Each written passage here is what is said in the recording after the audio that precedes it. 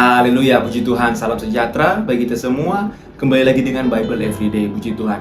Hari ini kita telah sampai dalam kitab Kejadian pasalnya yang ke-48. Nah, di masa tua dari Yakub atau Israel, dia masih bisa melihat cucunya dari Yusuf, yaitu Manasye dan Efraim. Nah, di masa tua dari Yakub ini, dia memberkati Efraim dan Manasye, yaitu anak-anak dari Yusuf yang ada. Nah, kalau kita baca di dalam Kejadian pasalnya yang ke-48 ayat 9. Jawab Yusuf kepada ayahnya, "Inilah anak-anakku yang telah diberikan Allah kepadaku di sini."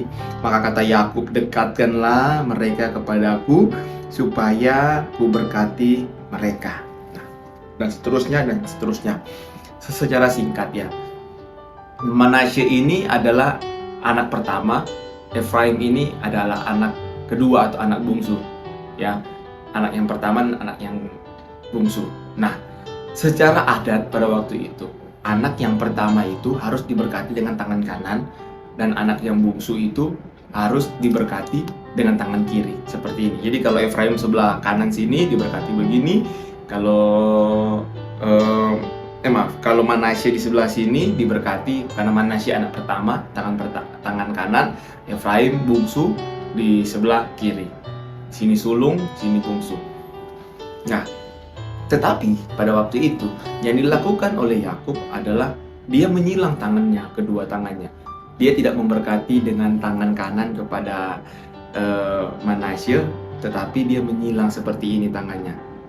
Nah, kalau kita baca di ayat yang selanjutnya, tapi pada waktu itu Yakub ya memberkati seperti itu. Anaknya Yusuf melihatnya seperti itu, dan Yusuf bilang, "Wah, Pak, ini salah, Pak. Harus dirubah, harus diganti posisinya." Nah, kita baca ayat yang ke-17.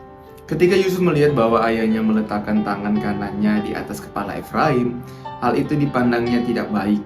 Lalu dipegangnya tangan ayahnya untuk memindahkannya dari atas kepala Efraim ke tangan kepala Manasye. Katanya kepada ayahnya, "Janganlah demikian ayahku, sebab inilah yang sulung, letakkanlah tangan kananmu ke atas kepalanya." Ayat 19, tetapi ayahnya menolak katanya, "Aku tahu anakku, aku tahu ia juga akan menjadi suatu bangsa, dan ia juga akan menjadi besar kuasanya. Walaupun begitu, adiknya akan lebih besar kuasanya daripadanya, dan keturunan adiknya itu akan menjadi sejumlah besar bangsa-bangsa." Nah, Alkitab tidak mencatat kenapa malah Efraim yang diberkati lebih ya. Malah Efraim yang diberkati lebih, bukan Manasye anak pertama, malah anak yang kedua. Tapi firman Tuhan bilang kedua-keduanya akan diberkati, tapi adiknya akan punya kuasa lebih. Nah, mungkin ya di dalam kehidupan kita sudah tahu dan kita percaya, wah, saya lebih tinggi jabatan, mungkin saya yang harus dapat berkat lebih ya. Wah, saya lebih tinggi posisi, saya bekerja lebih banyak dari A, dari B, mungkin saya lebih banyak berkat dari dia, saya lebih banyak melakukan sesuatu.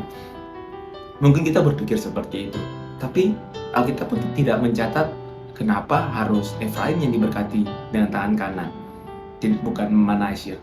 Tidak mencatat seperti, tapi ini adalah anugerah ya, anugerah daripada Tuhan.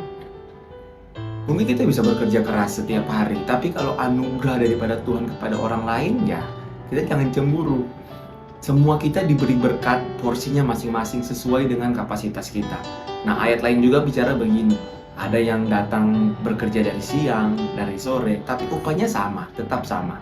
Nah, penting sekali bagi kita untuk menyadari semua karena anugerah Tuhan. Kita bisa bekerja keras, bekerja baik, ya, bekerja baik. Kalau memang itu anugerah dari Tuhan, kita terima aja apa yang menjadi milik kita. Biarlah kita tetap fokus kepada berkat kita masing-masing, jangan fokus kepada berkat orang lain. Dalam nama Yesus, haleluya.